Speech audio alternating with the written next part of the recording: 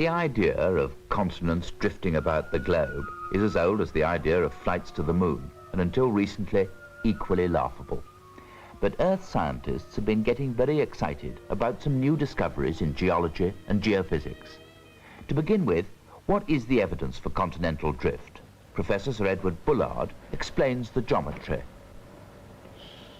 Most people must have noticed that the coast of Africa is a very similar shape to the coast of South America.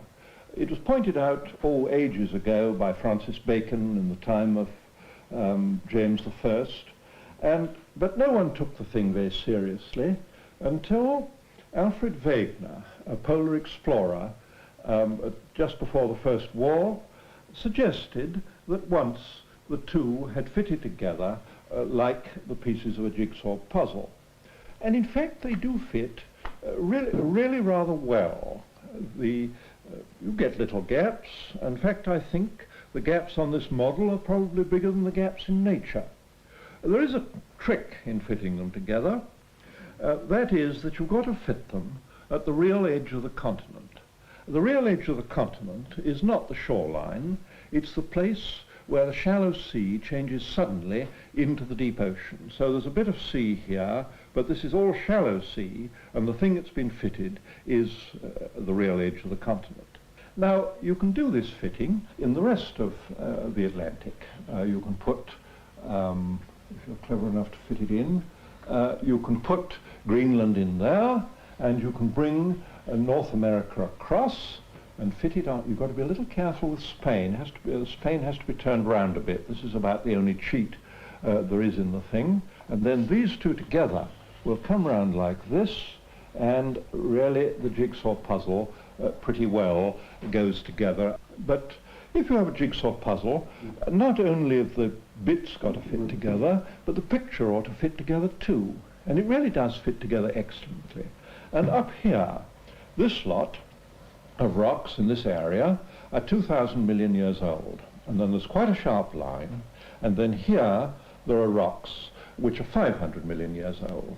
Well, now, if you take this line between the two and go across this very narrow gap into Brazil, then you come out in a little village called, I think, San Luis here. And it's a wonderful thing, but the rocks at the western end of the village of San Luis are 2,000 million years old, like these ones, and the rocks at the other end of the village are 500 million years old, like these. The pattern really does continue across. The pattern in other parts of the world can be more tenuous, but if you place Australia fairly close to India, there are certain geological contours, minerals and so on, which would seem to link the two continents together. But it's not only rock formations that leave traces for scientists to look at. In the study of fossils, paleontologists have always been keen enthusiasts for the drift theory, and certain dinosaurs do provide evidence. An animal such as this little dinosaur here, Coelophysis, will do very well. You can see from the hind limbs that Coelophysis was a little fast-running dinosaur. We know Coelophysis from some deposits in Arizona and also in Rhodesia. So one way or another, he could get around the world between those two continents. And so could a lot of the other big dinosaurs which lived in the world with him. Unfortunately, we don't know the route by which they could get from one place to the other. Today, of course, you can't get across the Bering Straits. But in those days, there are many reasons for believing that the Bering Straits region was much warmer than it is today, and also that there was dry land there. So all of these dinosaurs, for example, those that were living in North America, could have spread across the Bering Straits into Asia and then on down into Africa. In fact, Lystrosaurus is probably the best evidence from the vertebrates of continental drift. Now, we've known this little reptile from deposits in South Africa and China and in India for quite a long time. This is a skull, which I think shows its structure quite clearly, as the lower jaw down here, rather a downturned snout, the nostrils and the eyes. Now, the important fact was the discovery of this animal in Antarctica only last December. Now, for Lystrosaurus to have got to Antarctica and to have survived there implies, I think, such different positions of the continents and climatic conditions in the continents that surely continental drift is the only reasonable explanation. In fact, the study of weather in prehistoric times, paleoclimatology, has shown that certain parts of the world have undergone extreme changes in temperature and climate. England, for example, must have been nearer the equator. We have here a typical well-rounded desert sandstone, typical of the Sahara today, and yet we're now in this bleak part of Durham. And this sandstone, which is about 250 million years old, gives you excellent method of determining the direction of east in the past. You can see from the dunes here that the wind direction must have been blowing these grains up and down over the dune. So from this you can work out the wind direction. At that time the wind was blowing from the east across here, and yet today it is quite clearly in this direction. So quite clearly Britain must have rotated relative to the pole since that time. In the southern hemisphere, glaciated rocks of the Permian age were recently found as far north as India. If one reconstructs what might have been the South Polar ice cap at that time, the implications are fairly startling.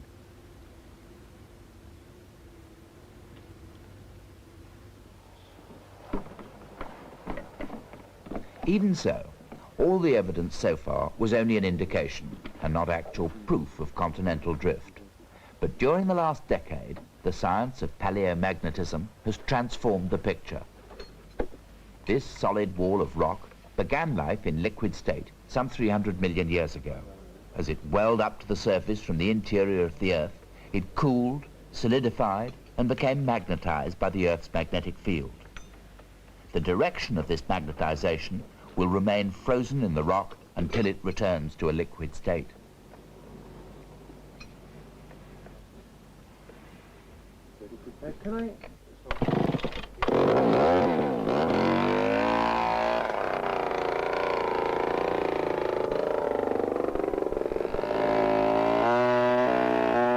These scientists are taking a sample of the rock so that they can measure the direction of the magnetism. One might imagine that the magnetism in samples from all over the world would all point north-south. The answer is they don't.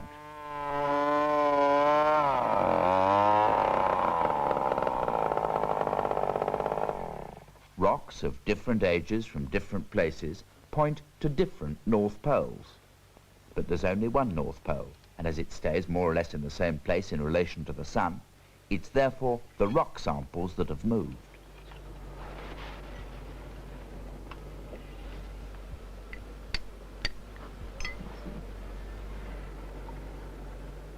If the samples have moved, then so have the continents.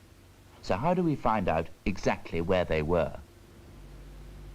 This is a model of the Earth's magnetic field as we see it at the moment. It can be well represented by that which would arise from a large magnet buried at the center of the Earth, and the lines of force come out from the region of the South Pole and go in again in the region of the North Pole, and the compass needles on this frame follow the direction of this magnetic field at the Earth's surface. A rock forming on the equator now would acquire a magnetization parallel with the Earth's surface, and at some intermediate latitude, such as England, it would acquire a magnetization dipping about 66 degrees into the ground. And one forming at the pole would acquire a direction of magnetization vertically into the Earth. Well, the direction of magnetization in this rock is nearly horizontal, and this means that either England was here when it was formed and has acquired this horizontal magnetization, or if the magnetic pole was in the Pacific in those days, then we see that the magnetic field in England was horizontal. Either way, this means that when this rock was formed, England was in equatorial regions relative to the pole in those days. And this is what paleomagnetism is all about. We can estimate the ancient position of continents by measuring the direction of magnetization from rocks within them. At Newcastle University, scientists found it simpler to work out where the poles appeared to be and to plot a polar wandering curve. The first man to do the fieldwork for this was the man who's now Professor of Physics, Professor Runcorn. The Earth is a gyroscope, and the gyroscopic effects due to its rotation not only keep the axis of rotation fixed in space, but also control the generation of the Earth's magnetic field, so that the magnetic pole, on average, coincides with the geographical pole. Some years ago, I examined the directions of magnetization of rocks from the top to the bottom of the Grand Canyon, which cover 1,000 million years. The results form a rather simple pattern. The pole appears to move, as viewed from North America, in an arc around the North Pacific. The surprising result, which came out of this work, was that the polar wandering path from America was about 25 degrees west of the polar wandering path derived from rocks from Europe. This was the fundamental paleomagnetic evidence for the drifting of the continents. If the polar wandering curves for rocks from South America and South Africa are brought together so that they match, not only are the two continents brought together, but the curves show the moment at which the two continents started to drift apart, 100 million years ago. If the continents of the world are reconstructed for that date, on paleomagnetic data alone, then the South Pole is centered on about Johannesburg, while Britain was exactly on the equator. This means that with one sweep, paleomagnetism confirms all the previous evidence for continental drift.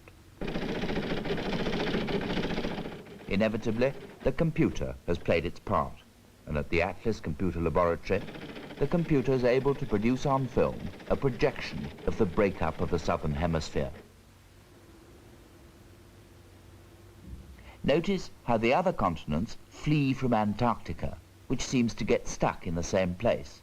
This is a process which continues to this day. Watch it again, and this time look at India, the small triangle on the right, which hurls itself towards Asia. Going further back in time, Australia has performed a sort of elephantine waltz with the South Pole as a partner.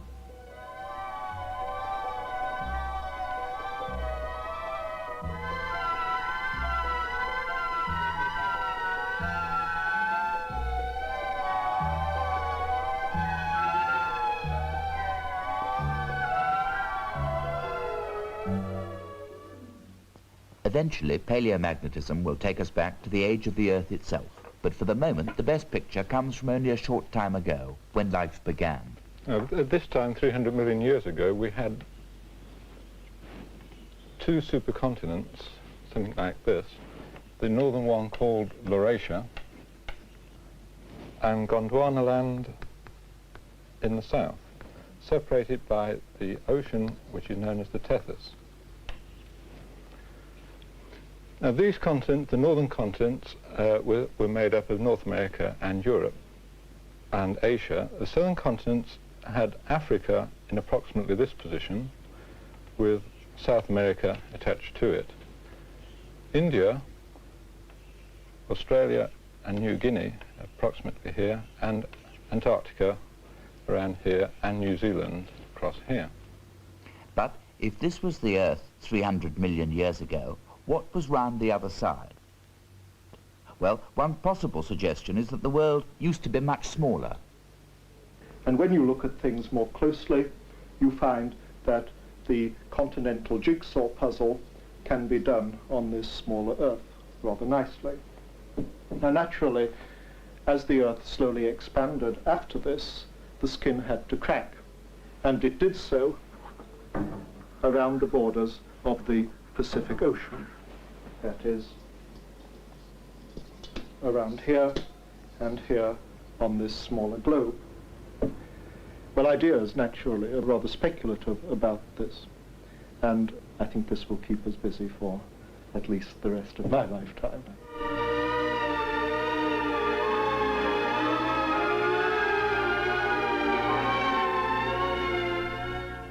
So the evidence for continental drift seems unassailable, but it still leaves wide open the question of how such massive journeys were possible. How do you move thousands of square miles of solid rock such long distances?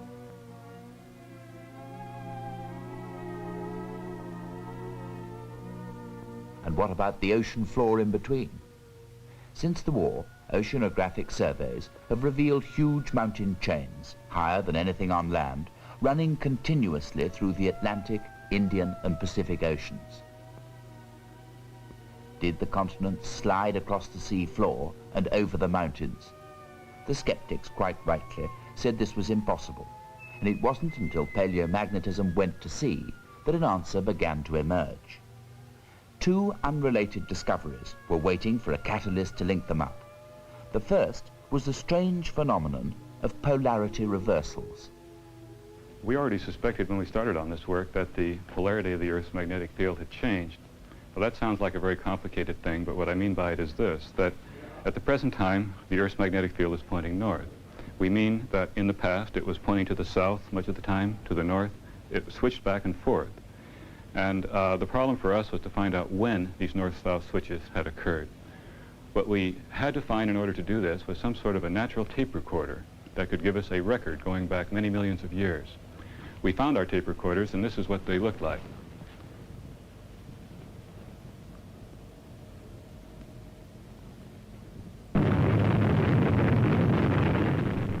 Every time a volcano erupts, a new layer of molten lava is spread down the mountainside on top of the previous one.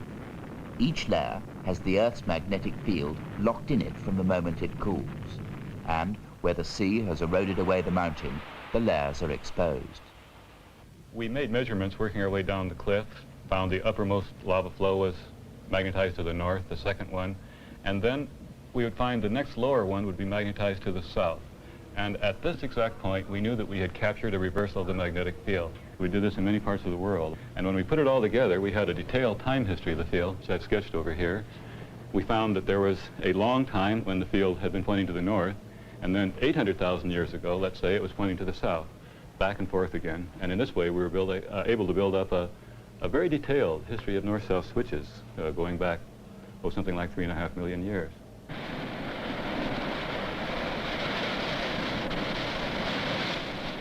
The other discovery was even more curious.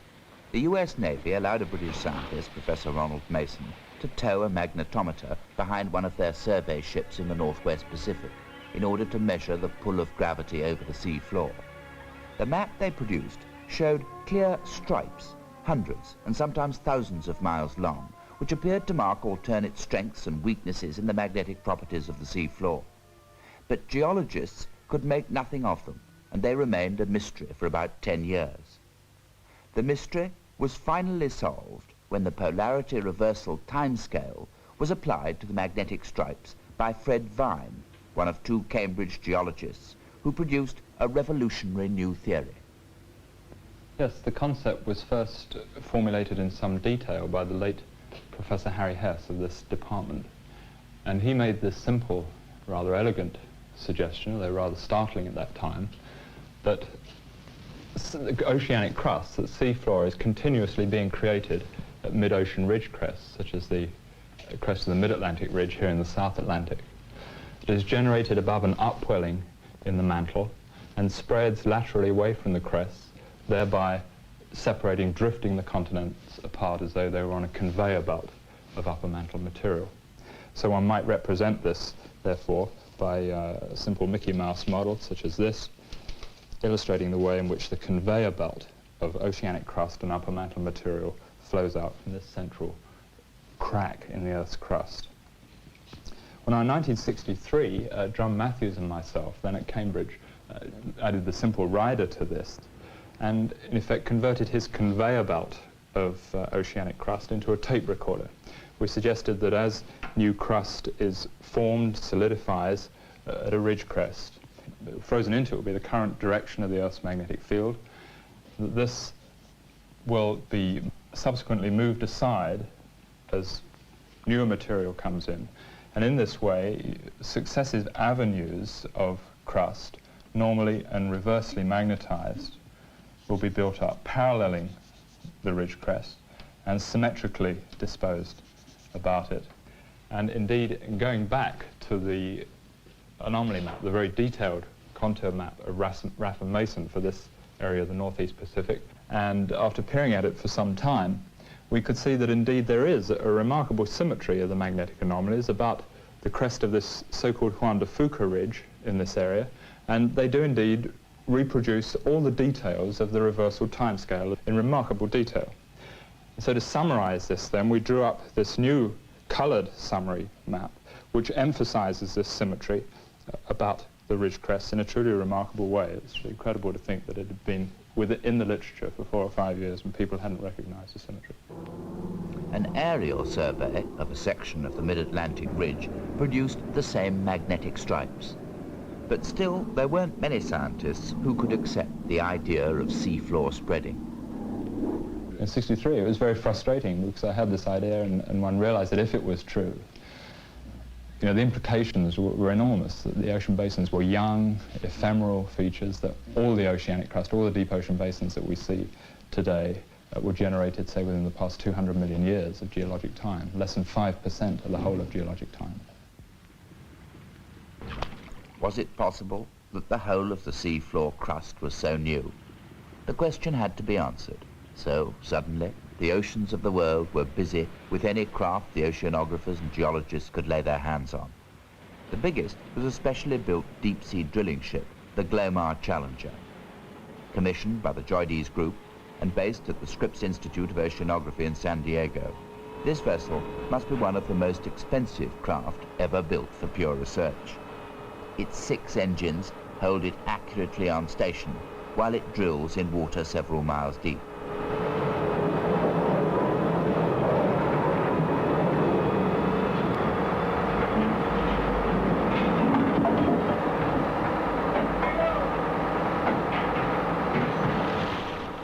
The object is to recover from the ocean bed a core of sediment representing millions of years of history, from the present day back down to the moment when the first layer of sediments settled on the newly formed rock, and to see how old that first layer is.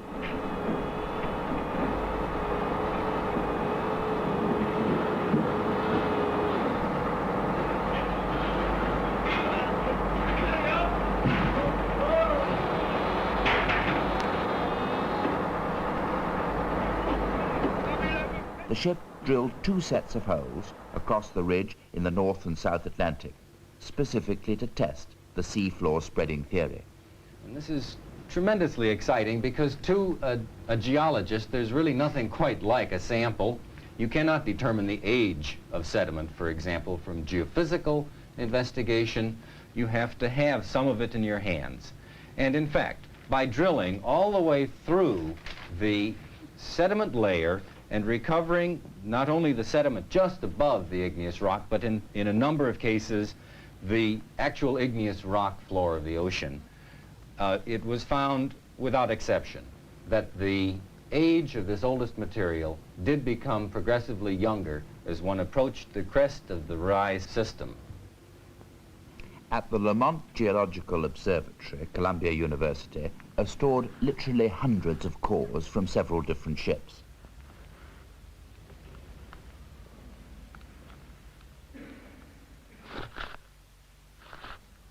These long strips of mud are priceless.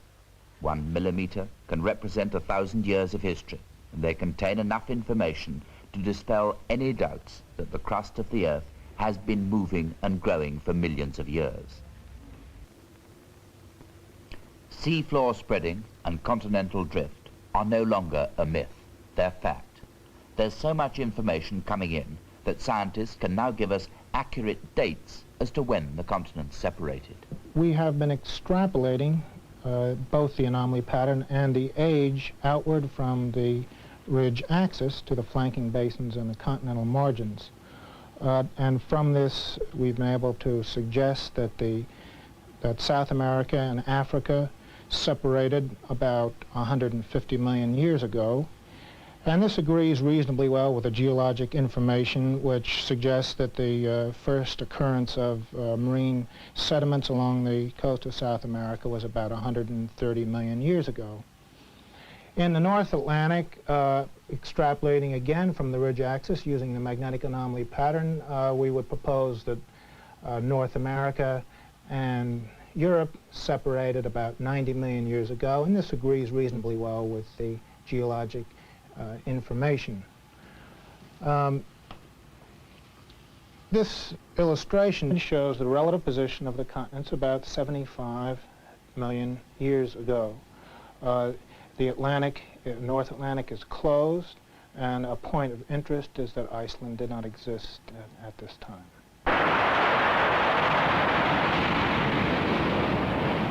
Iceland has always been something of a mystery, with its geysers, hot springs and boiling mud.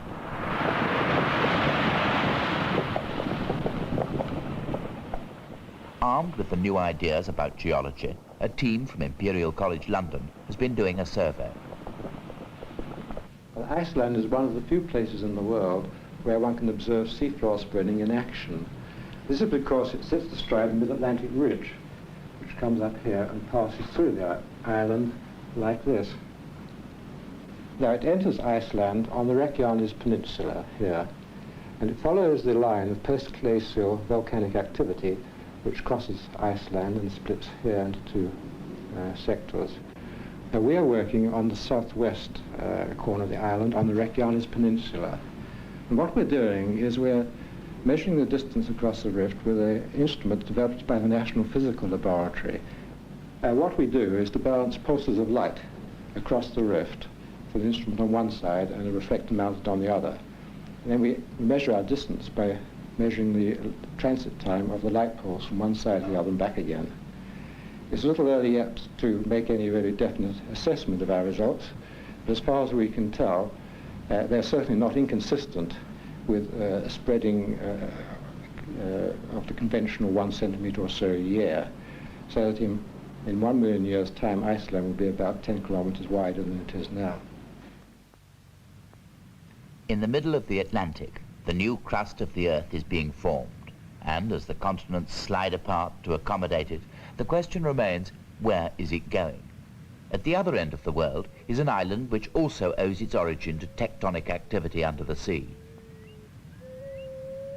The island of Tonga in the South Pacific was the place chosen by earthquake scientists, seismologists, to investigate the deep earthquakes underneath the islands, which seemed to originate from the deep ocean trench just offshore. Let me draw you a section through the Tonga Arc. Here we have on the surface with volcanoes, active volcanoes on top in the deep trench, and out in the Pacific Ocean, this would be the water.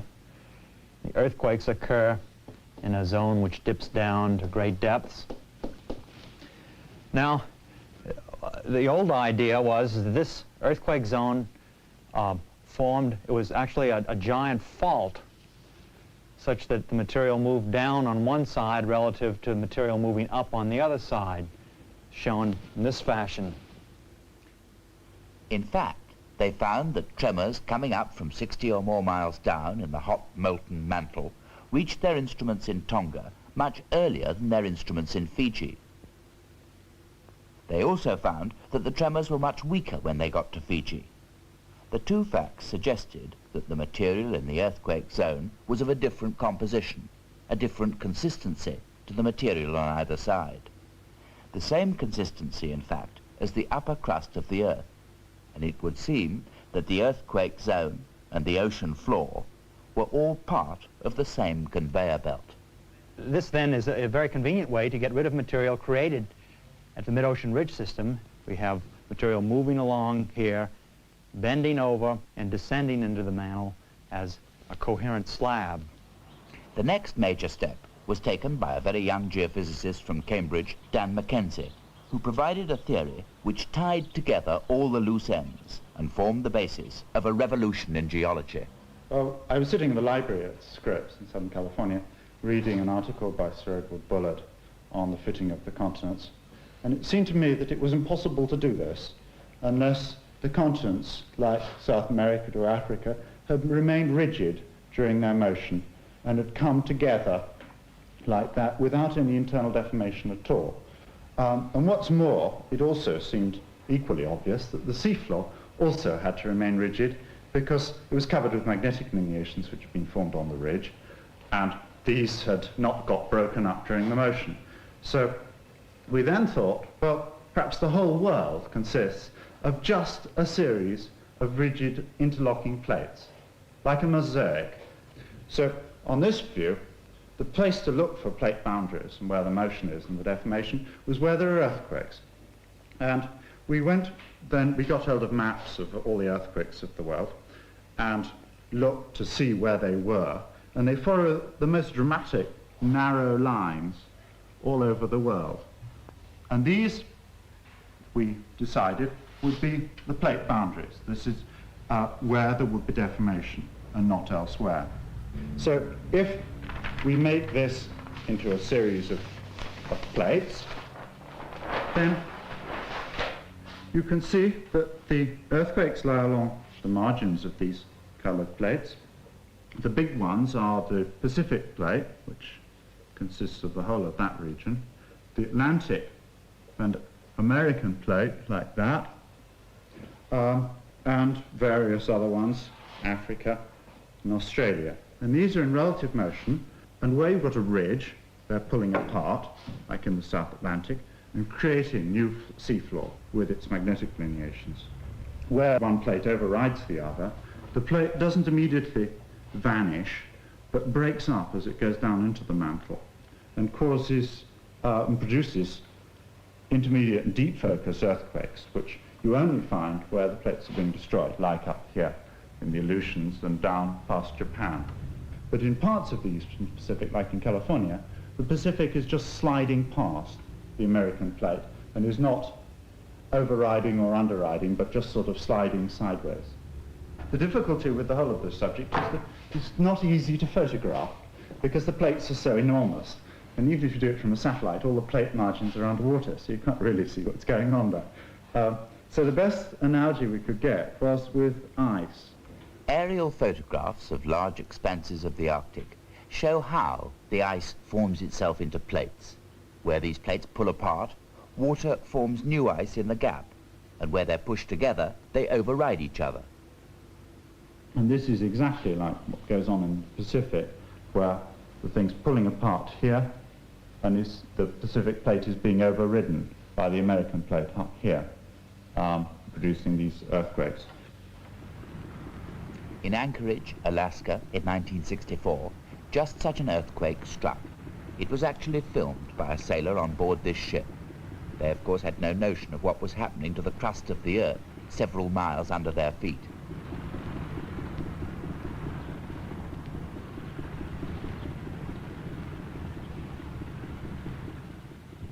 Suddenly, the harbour emptied itself of water as the surrounding territory leapt in the air. Just as suddenly, the water came back in the form of a tidal wave, smashing everything in its path.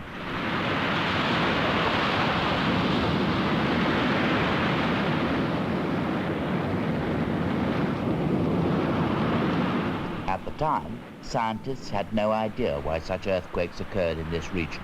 Now, they realize that this is simply a boundary where two giant plates are overriding each other.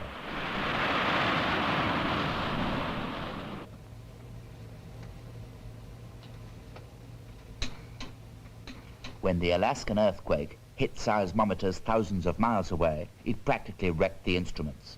But it did provide a great deal of information about the movement of the two plates concerned.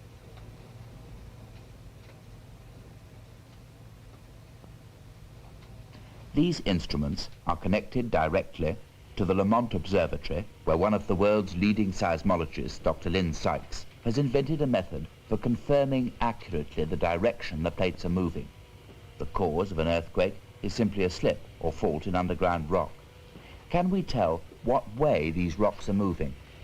Yes, the basic principle in determining a fault plane solution for an earthquake is that if we imagine that there is a long fault and we're looking at a map view, if this side moves to the north and this side moves to the south suddenly during an earthquake, what we find is that the first motions of the P waves are such that stations in this quadrant receive compressions or outward first motions. These over here, dilatations or inward motions, dilatations and compressions. In other words, the first motions are divided into 4 different quadrants. By mapping these quadrants, it's possible then to determine the orientation of the fault and the direction of motion on the fault. These are some of the seismograph instruments that we operate at Lamont. In fact, you can see an earthquake that was recorded about 3 hours ago. There's a very clear upward motion of the P wave on this record. We need more information than this, however, if we're going to examine the complete details of an earthquake. In fact, a worldwide network for earthquake information was set up by the American government for the detection of nuclear explosions. It now provides scientists with even more information than they need. Seismic stations around the globe report the arrival times of every single earthquake, large or small.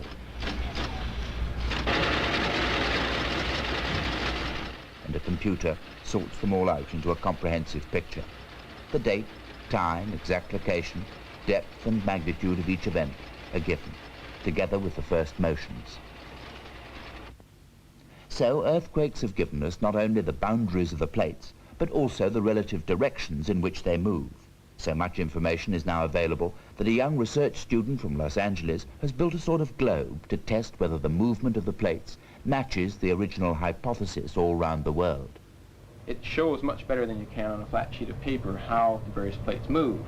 If you take the boundary between South America and Africa, this is the way it looked 20 million years ago with this essentially closed up. And then if you go forward in time to today, it opens up a little bit. Now, on the other hand, if you go around over here to the Pacific, this is the way the East Pacific Rise looked 20 million years ago, and this is the way it looks today. See, it opened up a lot more than the Mid-Atlantic Ridge did, just the way the magnetic anomalies show. And here in the Tonga Trench region, this is what it looked like 20 million years ago. And if you go forward in time, you can see how it closes up, just as it closes up along the that side of the Pacific Ocean over there. One interesting thing to look at also is here in the vicinity of India. Here 20 million years ago, India was much farther south. And if you go forward in time, you can see how India crashes in to the southern part of Asia. The plate tectonics theory, only published 2 years ago, has already had an enormous impact. Even the Gemini astronaut pictures of the Red Sea and Aden show clearly how two plates here once fitted closely together. But it's the earth sciences which have been knocked sideways, in particular the fields of earthquakes, volcanoes and mountain building. What happens, for example, when continents collide? Let's imagine, for instance, this is India, perhaps 100 million years ago, and the Asian continent, when there was once an ocean between the two. This is the old Tethyan Ocean. And what I've done here is to move India northwards, progressively northwards, and gradually push all these sediments which lie on the bed of the ocean and squeeze them in a vice-like fashion and produce the Himalayas. And we can take it one step further and have the present-day situation in which the Indian shield has gone down underneath the Tibetan shield and has doubled up the thickness of the crust, with the Himalayas sitting on top of the system. If this is the result of plate collision in the past, can scientists tell us what mountains will be built in the future?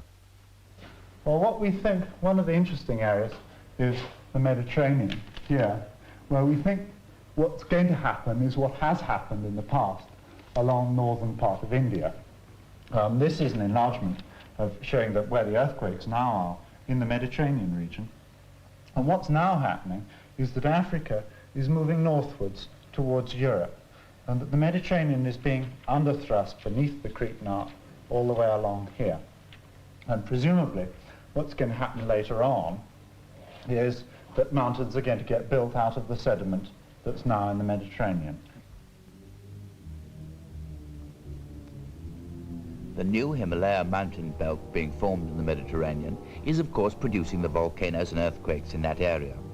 But in Northwest America, the volcanoes in the Cascade Range are on the decline, or so everyone thought. It's now believed that the remains of the plate which built the volcanoes may still be descending underneath them. This has sent scientists scurrying up to the edge of the craters to find out what's going on. Because the volcanoes were thought to be extinct, Large towns like Seattle and Portland have been built close by. It's now known that these towns will be wiped out. It may not be until man has moved to another planet, but it will happen.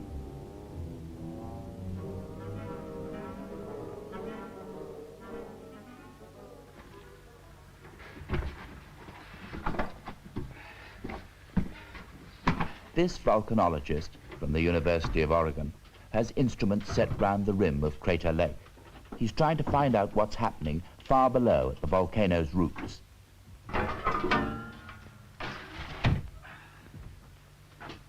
When you think of eruptions, people used to think, and mostly think of the hazard as it relates to volcanoes like the Hawaiian volcanoes, but you must realize that these volcanoes are of a quite different type.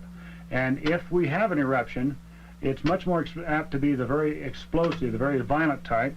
We might even be able to see something like the creation of ignimbrites, where material is mixed with water and it comes pouring out of the volcano at a very high temperature. It's so hot, in fact, that it is actually in particles, but after it settles, it re-glues together and re-welds.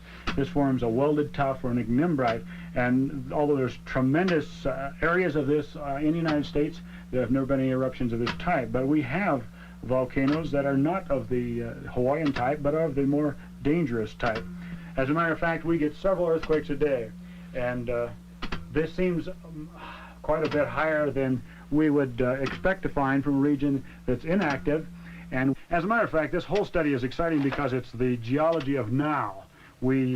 Lots of times we can look at the rocks and say this happened in the past, but with geophysics, and particularly with micro-earthquake study, it's become very popular because it tells us what kind of tectonics, what kind of adjustment is the Earth making right at this minute.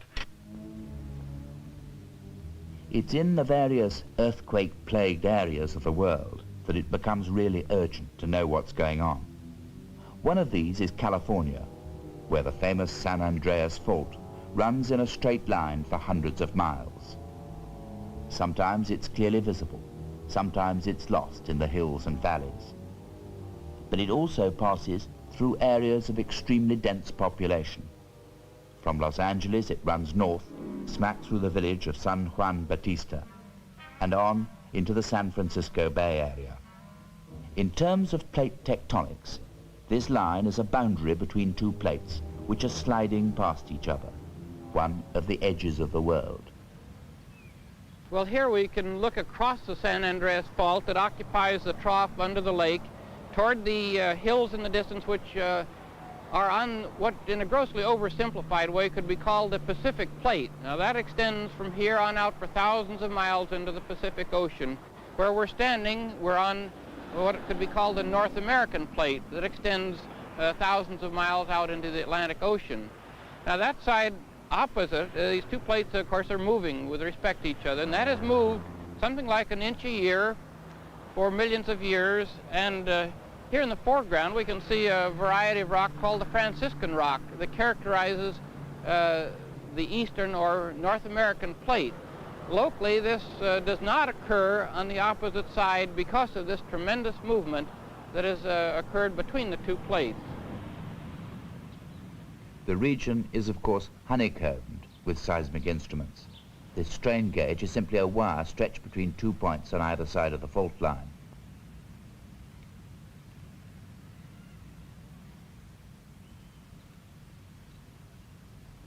The readings are fed straight back to seismologists at the US Geological Survey Unit at Menlo Park.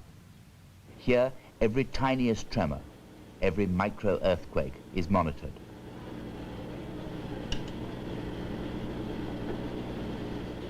Sometimes as many as 50 a day.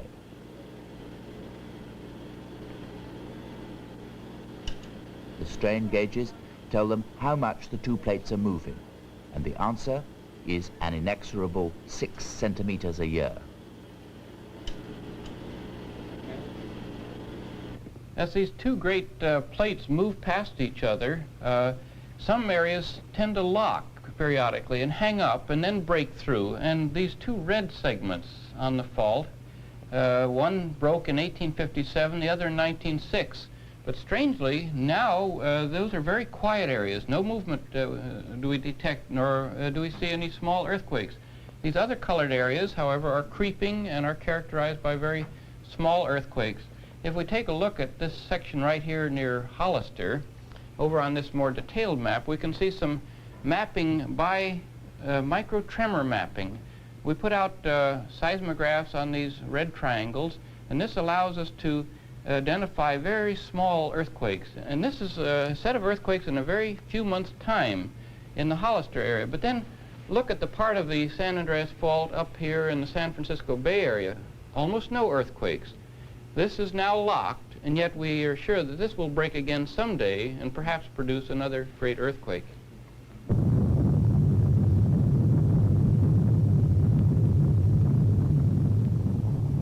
In 1906, half of San Francisco was destroyed, and San Franciscans today are understandably worried that it will happen again. It will. Scientists know that as each year passes it'll be bigger, but unfortunately they don't know when it will happen. In the same way that our view of the globe was changed by the astronauts looking back from the moon, so the new geology will alter our idea of where the parish boundaries of our globe are.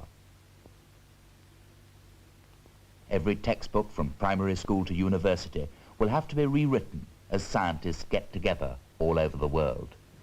Geochemists, geophysicists, paleontologists, many people who used to work sort of among themselves, not understanding really what each other were doing, are now able to focus their efforts onto common problems, to see the significance of what they're doing in a larger picture. And this, I think, is always good. In practical ways, it will have an impact too, and I think in the very near future. For example, with earthquakes, we now, knowing the motions of the plates, are able to understand in new ways the reasons why earthquakes are generated and the effects that they have. In more subtle ways and human ways, which are really the most exciting ways, for example, young people in the earth sciences now, once at a disadvantage and still somewhat from lack of experience and so on, lack of having been around the world and seen it all, nevertheless, with this new theory, have mental tools that are powerful enough to allow them to lunge into the mainstream of thinking and to attack important problems very early in their careers.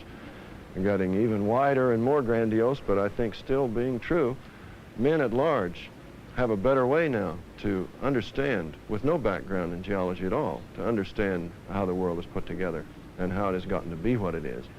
This means, in some subtle, inside the mind way, I think the ultimate long-range benefit of this kind of thinking may be to let people appreciate better what their environment really is, what kind of balances really do exist in the earth.